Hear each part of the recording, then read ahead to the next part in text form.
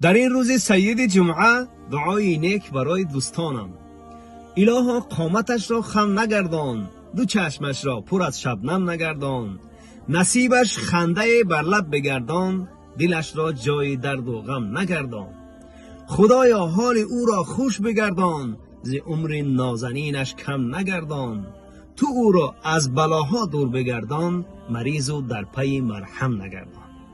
ز قلبش غصه را بیرون بگردان، اسیرش در غم و ماتم نگردان. خدایا خالقا شادش بگردان، گرفتارش در این عالم نگردان.